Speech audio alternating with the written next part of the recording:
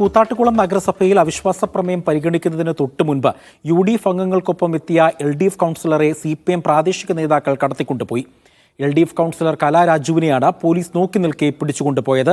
Kalaraju LDF ഭരണസമിതിക്കെതിരായ അവിശ്വാസ പ്രമേയത്തിൽ UDFന് അനുകൂലമായി വോട്ട് ചെയ്യാൻ എത്തിയത് എന്നാണ് UDF വ്യക്തമാക്കുന്നത്. കലാരാജുവിനെ കണ്ടെത്തണമെന്നാവശ്യപ്പെട്ട് മകൾ മുഖ്യമന്ത്രിക്കും DGPക്കും പരാതി നൽകിയിട്ടുണ്ട്. രാവിലെ വോട്ട് ചെയ്യാനായിട്ട് അമ്മ ഇറങ്ങിയതാണ്.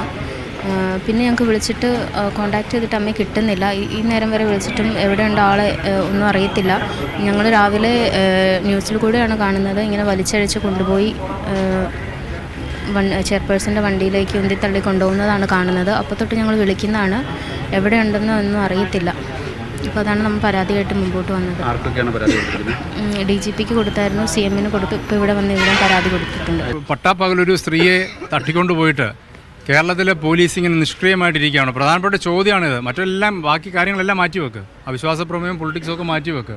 ഒരു സ്ത്രീയെ, അവർ കൗൺസിലറാണെന്നുള്ള ഒരു സ്ത്രീയെ പട്ടാപ്പകൽ തട്ടിക്കൊണ്ടുപോയിട്ട് ഇവിടുത്തെ പോലീസ് എന്ത് ചെയ്യുകയാണ്? CPM ഏരിയ സെക്രട്ടറിയുടെ നേതൃത്വത്തിൽ മുനിസിപ്പൽ ചെയർപേഴ്സൻ്റെ വാഹനം കൊണ്ടുവന്ന്, ആ വാഹനത്തിന് ഡ്രൈവറല്ല ഓടിച്ചത്, പാർട്ടിയുടെ ഒരു നേതാവ്, ഒരു ഗുണ്ട വാഹനം ഓടിക്കുന്നു. പോലീസ് DYSP അവരെ കൊണ്ടുപോകാൻ അവസരമുണ്ടാക്കി കൊടുത്ത് അവരെ വകഞ്ഞു വെച്ച് അവരെ അടിച്ചും ആക്രമിച്ചും അവരെ കൊണ്ടുപോകുന്നു, കീഴ്പ്പെടുത്തി കൊണ്ടുപോകുന്നു. ഇത് നമ്മുടെ നാട് എങ്ങോട്ടാണ് പോകുന്നത്? ഈ ജനാധിപത്യത്തിനൊക്കെ എന്ത് വിലയാണുള്ളത്? സിജോ വർഗീസ് ഉണ്ട് വിവരങ്ങൾ പങ്കുവയ്ക്കാനായി. സിജോ, നാടകീയ സംഭവ വികാസങ്ങൾക്കാണ് കൂത്താട്ടുകുളം നഗരസഭയിൽ ഇന്ന് രാവിലെ മുതൽ സാക്ഷ്യം വഹിച്ചത്.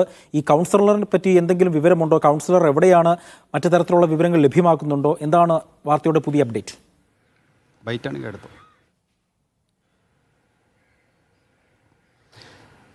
അജി, ഏതാണ്ട് ഇത്രയും നേരമായിട്ടും ഈ കൗൺസിലറെ കണ്ടെത്താനുള്ള ഒരു നടപടികളിലേക്ക് നീങ്ങാൻ ഇതുവരെ പോലീസിന് കഴിഞ്ഞിട്ടില്ല എന്നുള്ളതാണ് ഏറ്റവും ശ്രദ്ധേയമായിട്ടുള്ള ഒരു കാര്യം. ഇക്കാര്യത്തിൽ 13 കൗൺസിലർമാരും ഈ അവിശ്വാസ പ്രമേയത്തിൽ നിന്ന് വിട്ടുനിൽക്കാനുള്ള ഒരു തീരുമാനമായിരുന്നു എടുത്തിരുന്നതെന്നാണ് LDF നേതൃത്വം വ്യക്തമാക്കുന്നത്. CPMും അങ്ങനെ തന്നെ പറയുകയും ചെയ്യുന്നുണ്ട്. ആ നിലപാടാണ് സ്വീകരിച്ചിട്ടുള്ളൂ എന്നതിനപ്പുറത്തുനിന്ന് അവരുടെ ഭാഗത്തു നിന്നും ഒരു വിശദീകരണം ഇതുവരെ വന്നിട്ടില്ല എന്നുള്ളതാണ് ഏറ്റവും എടുത്തു പറയേണ്ട ഒരു കാര്യം. അതേസമയം തന്നെ ഈ കൗൺസിലറെ ഇവിടുന്ന് കാണാതായ ഈ ഇത്രയും മണിക്കൂറുകൾ പിന്നിട്ടിട്ടും മുഖ്യമന്ത്രിക്ക് അതുപോലെ തന്നെ DGPക്കും പോലീസ് സ്റ്റേഷൻ നേരിട്ടെത്തി പരാതി നൽകിയിട്ടും ഒരു നടപടി എടുക്കുന്നില്ല എന്നുള്ള ഒരു ആരോപണം പ്രധാനമായും UDF ഉയർത്തുന്നുണ്ട്. അതാണ് പ്രധാനമായിട്ടും ഇതിൽ ആശങ്ക ഉളവാക്കുന്ന ഒരു കാര്യം. പട്ടാപ്പകലാണ് ഒരു കൗൺസിലറെ തട്ടിക്കൊണ്ടുപോയി എന്ന തരത്തിലുള്ള രീതിയിലുള്ള വിമർശനവും അവർ ഉന്നയിക്കുകയും ചെയ്യുന്നുണ്ട്. എന്തായാലും നാടകീയ രംഗങ്ങൾക്കാണ് രാവിലെ മുതൽ ഈ കൂത്താട്ടുകുളം നഗരസഭ സാക്ഷ്യം വഹിക്കുന്നത്. അവിശ്വാസ പ്രമേയത്തിൽ പങ്കെടുക്കാൻ UDF നേതൃത്വത്തോടൊപ്പമാണ് ഈ കമലരാജു എത്തുന്നത്. അതിനുശേഷം പിന്നീട് ഈ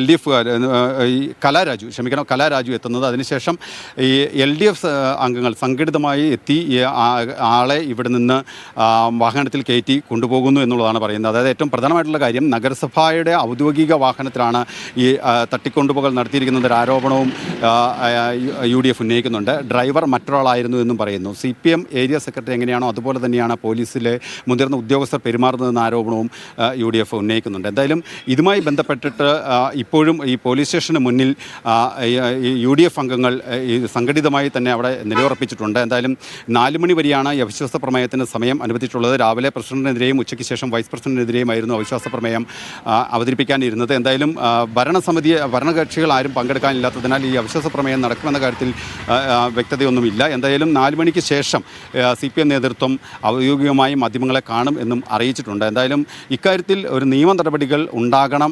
പോലീസിൻ്റെ ഭാഗത്തുനിന്നുണ്ടായിട്ടുള്ള ഒരു നിഷ്ക്രിയത്വം അത് എടുത്തു പറയേണ്ട കാര്യമാണ്. കുറ്റക്കാരായിട്ടുള്ള ഉദ്യോഗസ്ഥർക്കെതിരെ നടപടി ഉണ്ടാകണം. പ്രത്യേകിച്ച് ഈ തട്ടിക്കൊണ്ടുപോയ ആ കൗൺസിലറുടെ മക്കൾ നേരിട്ടെത്തി പരാതി നൽകിയിട്ടും ആ ഒരു നടപടി ഉണ്ടായിട്ടില്ല എന്നുള്ളതും ഒരു ആശങ്ക ഉളവാക്കുന്ന കാര്യം എന്ന് തന്നെയാണ് UDF നേതൃത്വം പറയുന്നത്. എന്തായാലും ഇതുമായി ബന്ധപ്പെട്ട് ഇപ്പോഴും ഒരു സംഘർഷാവസ്ഥയിലേക്ക് അല്ലെങ്കിൽ അത്തരത്തിലേക്കുള്ള രീതിയിലേക്ക് കാര്യങ്ങൾ പോകുന്ന ഒരു അവസ്ഥ തന്നെയാണ് ഇപ്പോഴും ഈ നഗരസഭയ്ക്ക് മുന്നിലും ഒപ്പം തന്നെ പോലീസ് സ്റ്റേഷന് മുന്നിലും ഉള്ളത്. എന്തായാലും 4 മണിക്ക് ശേഷം ഈ CPM നേതൃത്വം ഔദ്യോഗികമായി കാര്യത്തിൽ ഒരു വിശദീകരണം തരും. അതിനുശേഷമായിരിക്കും ബാക്കി കാര്യങ്ങൾ വ്യക്തമാവുക. അജി, അപ്പോൾ തന്നെ മുഖ്യമന്ത്രിക്കും DGPക്കും അടക്കം ഈ മകൾ പരാതി നൽകിയിട്ടുണ്ട്. അപ്പോൾ LDFിൻ്റെ ഭാഗത്തു നിന്ന്, പ്രത്യേകിച്ച് CPMൻ്റെ ഭാഗത്തു നിന്ന് ഏതെങ്കിലും തരത്തിലുള്ള വിശദീകരണം ഈ തട്ടിക്കൂട്ട് പോകലുമായി ബന്ധപ്പെട്ട് ഉണ്ടായിട്ടുണ്ടോ? അതോ 4 മണിക്ക് ശേഷമേ അവർ കാര്യങ്ങൾ വ്യക്തമാക്കുകയുള്ളൂ? സിജോ,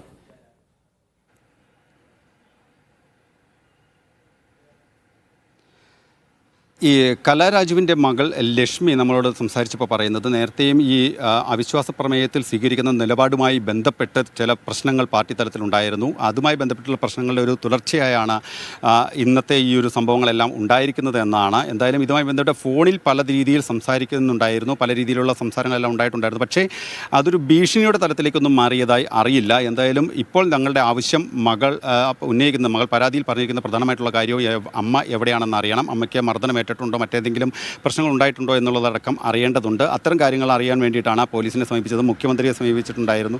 അപ്പോൾ DGPക്ക് മുഖ്യമന്ത്രിക്കും പരാതി നൽകിയിട്ടുണ്ടായിരുന്നു. പോലീസ് സ്റ്റേഷനിലെത്തി, കൂത്താട്ടുകുളം പോലീസ് സ്റ്റേഷനിലെത്തി നേരിട്ട് പരാതി നൽകുകയും ചെയ്തിട്ടുണ്ട്. ഇക്കാര്യത്തിൽ ഒരു തീരുമാനം ഉണ്ടാകണമെന്ന് അവർ ആവശ്യപ്പെടുന്നു. അതേസമയം തന്നെ ഈ CPM ഏരിയ സെക്രട്ടറി എങ്ങനെയാണോ പാർട്ടിയെ നിയന്ത്രിക്കുന്നത്, അതുപോലെ തന്നെയാണ് പോലീസിലെ മുതിർന്ന ഉദ്യോഗസ്ഥർ പോലീസുകാരെ നിയന്ത്രിക്കുന്നത്. ഒരു ഗുരുതരമായിട്ടുള്ള ആരോപണമാണ് ഈ DCC പ്രസിഡന്റ് മുഹമ്മദ് ഷിയാസ് ഉന്നയിച്ചിരിക്കുന്നത്. അതായത് ഇത്രയും സമയമായിട്ടും ഈ തട്ടിക്കൊണ്ടുപോകൽ നടന്നു എന്ന് പറയുമ്പോഴും അതിനെതിരെ പരാതി ലഭിച്ചിട്ടും പട്ടാപ്പകൽ ഇങ്ങനൊരു കൃത്യം നടന്നിട്ടും അതിനെതിരെ യാതൊരു വിധത്തിലുള്ള നടപടികളും പോലീസിൻ്റെ ഭാഗത്തുനിന്ന് ഉണ്ടാകുന്നില്ല. കുറ്റക്കാർക്കെതിരെ നടപടി എടുക്കണം, ആ നിയമപരമായിട്ടുള്ള നടപടികളുമായി മുമ്പോട്ട് പോകുമെന്ന് കോൺഗ്രസ് നേതൃത്വവും ആവശ്യപ്പെടുന്നുണ്ട്. അതുപോലെ അനൂപ് ജേക്കബ് MLA മറ്റൊരു അതിൽ സമാനമായ രീതിയിൽ തന്നെ പറയുന്നുണ്ട്. ഏറ്റവും പ്രധാനമായിട്ടുള്ള കാര്യം അദ്ദേഹം ഉന്നയിച്ചത് ഒരു നഗരസഭയുടെ ഔദ്യോഗിക വാഹനത്തിൽ തന്നെയാണ് ഈ തട്ടിക്കൊണ്ടുപോകൽ നടത്തിയിരിക്കുന്നത്. സംഘടിതമായി എത്തി ആണ് ഈ തട്ടിക്കൊണ്ടുപോകൽ നടത്തിയിരിക്കുന്നതും.